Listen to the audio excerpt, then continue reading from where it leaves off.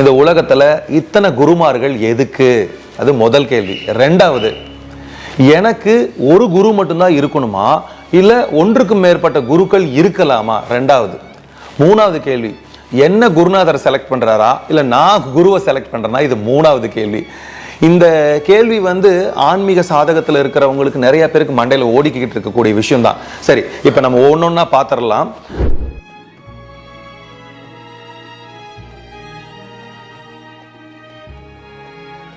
புத்தர் வாழ்ந்த காலத்திலையும், மகாவீரர் வாழ்ந்த காலத்திலையும், இயேசு கிறிஸ்து வாழ்ந்த காலத்திலும், நபிகள் நாயகம் வாழ்ந்த காலத்திலையும் அந்தந்த இடங்களுக்கு அந்தந்த குருமார்கள் தேவைப்பட்டாங்க. அந்தந்த விதத்துல அவங்களுக்கான போதனைகள் நடந்துச்சு. இங்க ஒரு ரீஜன்ல இருந்தவங்களோட குருநாதர் இன்னொரு ரீஜனுக்கு போனா கூட அவங்கள ஃபாலோ பண்றவங்க இருக்கத்தான் செஞ்சாங்க. அதே சமயம் ஒரு ரீஜன்ல இருக்கிறவங்களை இன்னொரு ரீஜன் ஃபாலோ பண்ணாம இருந்தாங்க. இது எதனால ஏற்படுது அப்படின்னா, ஒரு முக்கியமான விஷயத்தை இப்ப நான் உங்களுக்கு சொல்லி கொடுக்க போறேன். என்ன அப்படின்னா,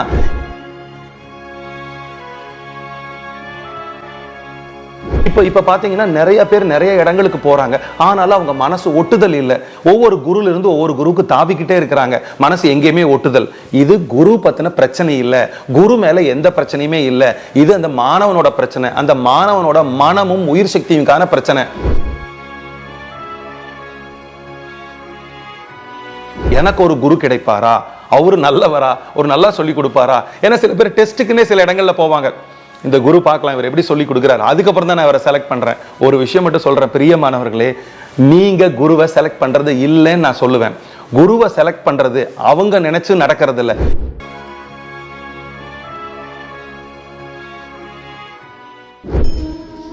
தெளிவு குருவின் திருமேனி காண்டல், தெளிவு குருவின் திருநாமம் செப்பல், தெளிவு குருவின் திருவார்த்தை கேட்டல், தெளிவு குரு குரு சிந்தித்தல் தானே. குருவே சரணம். வணக்கம், நான் உங்க ஆத்ம நண்பன் பேசுறேன். பிரம்மஸ்ரீ தவ திரு திருச்சிற்றம்பலம் சுவாமிகள் குருநாதர் அவர்களோட பொற்பாதங்களை வணங்குறேன். இந்த பதிவுல நம்ம பார்க்க போற விஷயம் என்ன தெரியுங்களா? இந்த உலகத்துல இத்தனை குருமார்கள் எதுக்கு? அது முதல் கேள்வி. ரெண்டாவது, எனக்கு ஒரு குரு மட்டும்தான் இருக்கணுமா இல்ல ஒன்றுக்கும் மேற்பட்ட குருக்கள் இருக்கலாமா? ரெண்டாவது. மூணாவது கேள்வி, என்ன குருநாதரை செலக்ட் பண்றாரா இல்ல நான் குருவை செலக்ட் பண்றேனா? இது மூணாவது கேள்வி. இந்த கேள்வி ஆன்மீக சாதகத்தில் இருக்கிறவங்களுக்கு நிறைய பேருக்கு மண்டையில ஓடிக்கிட்டு இருக்கக்கூடிய விஷயம் தான். சரி, இப்ப நம்ம ஒன்னொன்னா பாத்திரலாம். இப்போ உலகத்துல இவ்வளவு குருமார்கள் தேவையா அப்படிங்கறது போறதுக்கு முன்னாடி ஒரு சின்ன கம்பேரிசன் பாத்திரலாம். அதாவது அழிந்து போற பொருட்களையே பிரபஞ்சம் பாத்தீங்கன்னா நிறைய ஒரு கஞ்சத்தனம் இல்லாம நிறைய வாரி வழங்கி இருக்குது. நம்ம யாருமே ஏன் பூக்கள் இவ்வளோ இருக்குது, பழங்கள் இவ்வளோ இருக்குது, காய்கறிகள் இவ்வளோ இருக்குது, ஊர்வன நடப்பன பரப்பன நீந்துவன, இந்த மாதிரி ஏன் இவ்வளவு பிரபஞ்சம் கொடுத்துருக்குதுன்னு கேட்கறதே இல்லை. அதெல்லாம் அனுபவிச்சு சந்தோஷமா ஜாலியா இருக்கிறோம். ஆனா ஆன்மீக விஷயம், தன்னை எறிதல், குருன்னு வரும்போது மட்டும் ஏன் இவங்க இவ்வளவு பேர் தேவைன்னு நம்ம கேட்கிறோம். இன்னொரு நமக்கு புரிஞ்சுக்கிற மாதிரி ஒரு எடுத்துக்காட்டு சொல்றேன். இப்ப நம்ம ஒரு ஷர்ட் வாங்க போறோம், ஒரு கடைக்கு வாங்க போறோம் அப்படின்னா அங்க 50 சட்டை இருந்தா கூட ஒரு சட்டைவை நீங்க ஈர்க்கணும், அந்த சட்டை உங்களை ஈர்க்கணும். இந்த ஈர்ப்பு தன்மை இருந்தா மட்டும்தான் அந்த சட்டை நோக்கி நீங்க பாப்பீங்க, அதை எடுப்பான்னு சொல்லுவீங்க. அதை கையில வாங்கும் போது அது உங்களுக்கு பிடிச்ச மாதிரி இருக்கணும். இன்னொரு விஷயம், உங்க பக்கத்துல இருக்கிறவரு நீங்க செலக்ட் பண்ண சட்டையை பார்த்து என்ன தெரியுமா சொல்லுவாரு?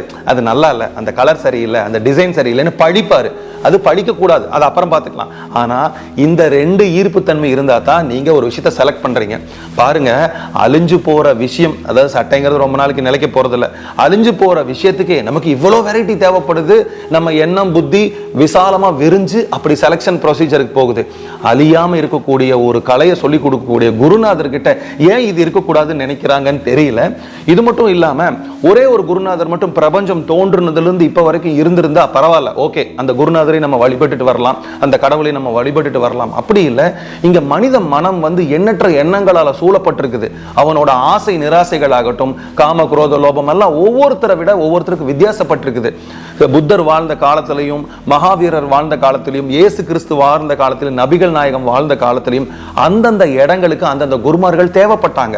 அந்தந்த விதத்துல அவங்களுக்கான போதனைகள் நடந்துச்சு. இங்க ஒரு ரீஜன்ல இருந்தவங்களோட குருநாதர் இன்னொரு ரீஜனுக்கு போனா கூட அவங்கள ஃபாலோ பண்றவங்க இருக்கத்தான் செஞ்சாங்க. அதே சமயம் ஒரு ரீஜன்ல இருக்கிறவங்கள இன்னொரு ரீஜன் ஃபாலோ பண்ணாம இருந்தாங்க. இது எதனால ஏற்படுது அப்படின்னா, ஒரு முக்கியமான விஷயத்தை இப்ப நான் உங்களுக்கு சொல்லிக் கொடுக்க போறேன். என்ன அப்படின்னா, ஈர்ப்புத்தன்மை, இணைப்புணர்வு. எல்லாரும் பேசினா எல்லாரும் உட்கார்ந்து கேட்க மாட்டாங்க. ஒருத்தர் பேசுனா நம்மளோட புத்தியும் மனதும் அறிவும் அவங்க கிட்ட கட்டுண்டு கிடக்கும். அவங்க பேசுறது நமக்கு பிடிக்கும். ஏன் தெரியுங்களா? நம்ம மனதில் இருக்கக்கூடிய எண்ணங்கள், நம்ம மனதில் இருக்கக்கூடிய ஆசாபாசங்கள், விருப்பு வெறுப்புகள் எல்லாம் அந்த குருமாரோட மனதில் இருக்கக்கூடிய விஷயங்களுக்கு ஒத்து செஞ்சு போச்சுன்னா மட்டும்தான் நீங்க அந்த குரு பால் ஈர்க்கப்படுவீங்க. உங்களுக்கு ஒரே ஒரு குரு மட்டும்தான் இருந்தார் உலகத்துல அப்படின்னா, உங்களோட ஆசாபாசங்கள், விருப்பு வெறுப்புகள் வேற மாதிரி இருந்ததுன்னா அவர் கூட ஒட்டலைன்னா நீங்க என்ன பண்ணுவீங்க? தவிக்க விடப்பட்ட மாதிரி ஆயிருவீங்க. அதனாலதான் இந்த உலகத்துல குருமார்கள் இவ்வளவு பேர் இருக்கிறாங்க. ஒவ்வொரு மனிதனும் இங்க பிரத்யேகமா இருக்கிறான். அவனோட ஸ்பெஷலா இருக்கிறனால அவனுக்கு ஸ்பெஷல் கேரக்டர், அவனுக்கு ஸ்பெஷல் புத்தி, ஸ்பெஷல் அறிவு இதெல்லாம் இருக்கிறதுனால அவனுக்கு செலக்ட் பண்ண வேண்டிய தேவை இருக்குது. அழியும் பொருள் இருந்து குருநாதர் வரைக்கும் இதே விஷயம் தான். அதனால இங்க குருமார்கள் நிறைய தேவைப்படுறாங்க கண்டிப்பா. சரி, இந்த அடுத்த 2 கேள்விக்கு பதில் சொல்றதுக்கு முன்னாடி நான் ஒரு சின்ன ஒரு விஷயத்தை உங்க கூட பகிர்ந்துக்கணும்னு ஆசைப்படுறேன். எந்த ஒரு குருமாரும் ஒரு மனிதன் திறம்பட செயல்படணும், நல்லா இருக்கணும், அவன் உடம்பும் மனசும் உயிரும் நல்லா இருக்கணும் அப்படிங்கிறதுக்கு தான் தங்களோட சக்திகளை விரயப்படுத்தி, தங்களோட நேரத்தை விரயப்படுத்தி பொதுமக்களுக்காக தங்களோட வாழ்க்கையை அர்ப்பணிச்சிருக்கிறாங்க. எல்லாத்துக்கிட்டே ஒரு ரிக்வஸ்ட் சொல்லிக்கிறேன். எந்த ஒரு குருவையும் தயவு செஞ்சு பழிக்காதீங்க, பழி சொல்லாதீங்க, அவங்கள கமெண்ட் பண்ணி அவங்களுக்கான விஷயங்களை நீங்க விமர்சிக்காதீங்க. ஏன்னா குருவா இருந்து ஒருத்தங்க ஒரு உபதேசத்தை கொடுக்குறாங்கன்னா அவங்க ஞானம் அடைஞ்சிருக்கலாம், அடையாம இருக்கலாம், இல்ல தனக்கு தெரிஞ்ச விஷயங்களை சொல்லலாம். இப்போ எங்க குருநாதர் அடிக்கடி சொல்லுவாங்க, கண்ணா அன்னதானம் மிக மிக உயர்ந்ததுரா கண்ணா. அதையும் தாண்டி ஒரு மனிதனை அவன் மனதை நல்லபடியா திறம்பட செயல்பட வைக்கிறதுக்கு அவனை கொஞ்சம் மோட்டிவேட் பண்ணி அவனை நல்வழிப்படுத்துறது அதை விட உயர்ந்ததுரா கண்ணான்னு சொல்லுவாங்க. அந்த மாதிரி ஒரு விஷயத்த குருமார்கள் இந்த உலகத்துல பண்ணிக்கிட்டு இருக்கிறாங்க. ஏன்னா குரு தனக்குன்னு எதையும் வச்சுக்காம எல்லாத்துக்கும் எடுத்து கொடுக்கக்கூடிய தன்மையில இருக்காங்க. அதனால இந்த ஒரு சந்தர்ப்பத்தை பயன்படுத்தி எந்த ஒரு குருமாரை நீங்க கடந்து வந்திருந்தாலும் சரி, அவங்க கிட்ட இருந்து நீங்க கத்துக்கிட்ட விஷயத்தை எடுத்துக்கோங்க, அதை உங்க வாழ்க்கையில பயன்படுத்தி பாருங்க. அது நல்லா இருந்ததுன்னா நல்லா அதை உபயோகப்படுத்துங்க, இல்லைன்னா விட்டுறலாமே. சரி, இப்ப அடுத்த விஷயத்துக்கு போலாம். என்னன்னா, ஒரு குருமார் தான் இருக்கணுமா இல்ல நிறைய குருமார்கள் இருக்கலாமா அப்படின்னா இது சூப்பரான கேள்வி. ஏன்னா இப்ப பாத்தீங்கன்னா நிறைய பேர் நிறைய இடங்களுக்கு போறாங்க, ஆனாலும் அவங்க மனசு ஒட்டுதல் இல்லை. ஒவ்வொரு குருல இருந்து ஒவ்வொரு குருவுக்கு தாவிக்கிட்டே இருக்கிறாங்க, மனசு எங்கேயுமே ஒட்டுதல். இது குரு பத்தின பிரச்சனை இல்லை, குரு மேல எந்த பிரச்சனையுமே இல்லை. இது அந்த மாணவனோட பிரச்சனை, அந்த மாணவனோட மனமும் உயிர் சக்தியுக்கான பிரச்சனை. ஒரு குருவு கிட்டையே சரியா இருந்து கத்துக்க முடியாத ஒரு சிஷ்யனால எப்படி 100 குரு கிட்ட போய் கத்துக்க முடியும்? நான் இன்னொரு முக்கியமான விஷயத்தை இந்த இடத்துல ரிவீல் பண்ணணும்னு ஆசைப்படுறேன். நீங்க என்னதான் 1000 குருமார்கிட்ட போனாலும் முதல் முறையா ஒரு குரு கிட்ட நீங்க ஒரு விஷயத்தை கத்துக்கிட்டீங்கன்னா அந்த குரு உங்க அம்மா மாதிரி, உங்களை பெற்றெடுத்த தாய் மாதிரி. இப்ப நல்லா நினைச்சு பாருங்க, நமக்கு பெற்றெடுத்த தாய் ஒரே ஒருத்தி தான் இருக்க முடியும். ஆனா நம்மளை சுத்தி இருக்கக்கூடிய நமக்கு சித்தி இருக்கலாம், பெரியம்மா இருக்கலாம், அத்தை இருக்கலாம், பக்கத்து வீட்டு அக்கார அம்மா இருக்கலாம். இவங்கெல்லாம் நம்மளை எந்த அளவுக்கு அன்பு காமிச்சு நம்மளுக்கு சாப்பாடு ஊட்டி கொடுத்து நம்மளை பாசமா கொடுத்தா கூட அவங்க சித்தி தான், அவங்க அத்தை தான், அவங்க பெரியம்மா தான், அவங்க பக்கத்து வீட்டுக்கார அம்மா தான்.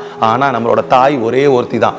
பிரியமானவர்களே, நான் இந்த விஷயத்தை ஆணித்தனமா சொல்லணும்னு விரும்புறேன். இது என்னோட வாழ்க்கையில் நடந்த விஷயமா இருக்கிறதுனால நான் உணர்ந்துட்டு இருக்கனால அதை உங்ககிட்ட சொல்றேன். எங்க குருநாதர் வாழ்ந்த காலத்துல நாங்க எல்லாரும் நிறைய இடங்கள் போய் நிறைய விஷயங்களை கத்துக்கிட்டோம். ஆனா அப்பா சொல்லுவார், களவும் கற்று மரடா கண்ணன்னு சொல்லுவாங்க. ஆனா குருநாதர் என்னைக்கும் மறந்ததில்லை. ஒரே ஒரு குருநாதர் தான். ஆனா பல இடங்கள்ல பல விஷயங்களை கத்துக்கலாம். ஆனா அவங்க கிட்ட போய் அங்கேயே என் பெத்த தாய் மாதிரி உட்கார்ந்துக்கிறதுக்கு நாங்க விருப்பப்படலைங்கிற விஷயத்த நான் இதுல சொல்லிக்கிறேன். அதனால நீங்க என்னதான் 10 குருமாரை தாண்டினாலும், அந்த 9வது குருமார்கிட்ட நீங்க இப்ப இருந்தாலும், இந்த 9வது குருமார் ஏதாவது சொன்னாலும், 1வது முதல் நீங்க சந்திச்சு நீங்க கத்துக்கிட்டீங்க பாத்தீங்களா, அவரு சொல்றத இவரு கூட சத்தியமா நீங்க கம்பேர் பண்ணாம உங்களால இருக்கவே முடியாது. அவரோட தாக்கம் இல்லாம உங்களால நடை போட முடியாது. இது ஒரு முக்கியமான விஷயம். அதனால எத்தனை குருமார் இருந்தாலும் முதல் குருமாரை மறக்காதீங்க. அவரோட வழியை முடிஞ்ச வரைக்கும் பின்பற்ற பாருங்க. ஒவ்வொரு இடத்துல இருந்து தாவிட்டு இருக்காதீங்க. ஏதாவது ஒரு இடத்துல இருந்து நன்மையோ தீமையோ முழுவதுமா உங்களை சரணாகதி பண்ணி அதுல போகிறதுக்கு பாருங்க. அடுத்தது 3வது கேள்விக்கான பதில் ரொம்ப ரொம்ப முக்கியமான கேள்வி. குரு என்ன தேர்வு செய்யறாரா இல்ல நான் குருவை தேர்வு செய்யறேனா? ஏன்னா சில பேருக்கு இந்த கேள்வி இருந்துகிட்டே இருக்குது. எனக்கு ஒரு நல்ல குரு கிடைப்பாரா? பாருங்க, நம்மளோட மனிதனோட மனம் எப்படி தந்திரம் பண்ணி வச்சிருக்கு பாருங்க. எனக்கு ஒரு நல்ல குரு கிடைப்பாரா? இப்போ ரொம்ப முக்கியமான விஷயம் என்ன அப்படின்னா, நான் சிஷ்யத்தன்மையில இருக்கிறேனா, நான் நல்ல சிஷ்யனா இருக்கிறேனா, நான் நல்ல சிஷ்யத்தன்மை வளர்த்துக்கிட்டேனா, இல்ல அதுல ஏதாவது குறைபாடு இருக்குதா, அதை நான் வளர்த்திக்கணுமா அப்படிங்கறதுல யாரும் கவனம் செலுத்துறது இல்ல. எல்லாத்தையும் சொல்லிட முடியாது, ஒரு சிலரை சொல்றேன். ஆனா குருவை பத்தின ஆர்வமும் குருவை வந்து செலெக்ஷன்ல ரொம்ப ரொம்ப முக்கியமா இதை பத்தி தான் பேசிக்கிட்டு இருக்கிறாங்க. ஏன்னா எனக்கு ஒரு குரு கிடைப்பாரா, அவரு நல்லவரா, ஒரு நல்லா சொல்லி கொடுப்பாரா. ஏன்னா சில பேர் டெஸ்ட்டுக்குன்னே சில இடங்கள்ல போவாங்க, இந்த குரு பார்க்கலாம் இவர் எப்படி சொல்லி கொடுக்குறாரு, அதுக்கப்புறம் தான் நான் அவரை செலக்ட் பண்றேன். ஒரு விஷயம் மட்டும் சொல்றேன் பிரியமானவர்களே, நீங்க குருவை செலக்ட் பண்றது இல்லைன்னு நான் சொல்லுவேன். குருவை செலக்ட் பண்றது அவங்க நினைச்சு நடக்கிறது இல்லை. இது பிரபஞ்சம் நிகழ்த்தக்கூடிய ஒரு அருமையான, ஒரு ஆழமான, ஒரு மென்மையான, ஒரு அற்புதமான, ஒரு பரிசுத்தமான உறவு முறைன்னு நான் சொல்லுவேன். ஏன் அப்படின்னு கேட்டீங்கன்னா, நீங்க சிஷ்யத்தன்மையில ரெடி ஆனீங்கன்னா ஒரு குரு உங்களுக்கு தோன்றுவார். அந்த குருவோட இணைப்புணர்வு வந்துருச்சு அப்படின்னா அவர் தான் உங்களோட குரு. நீங்க போய் எந்த பிரயத்தனம் பண்ணி எனக்கு இவர் வேணுமா, அவர் வேணுமா, அவர் வேணுமா அப்படியெல்லாம் நீங்க செலக்ட் பண்ண தேவையில்லை. நீங்க போய் தேடி அலைய தேவையில்லை.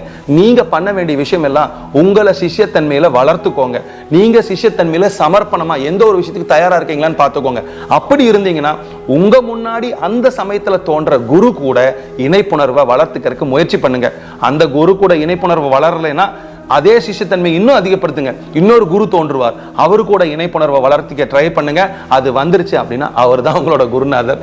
இந்த 3 கேள்விக்கும் பதில் உங்களுக்கு புரிஞ்சிருக்கும்னு நினைக்கிறேன். இன்னொரு நல்ல சந்தர்ப்பத்தில் உங்களை நான் சந்திக்கிறேன். நன்றி, வணக்கம்.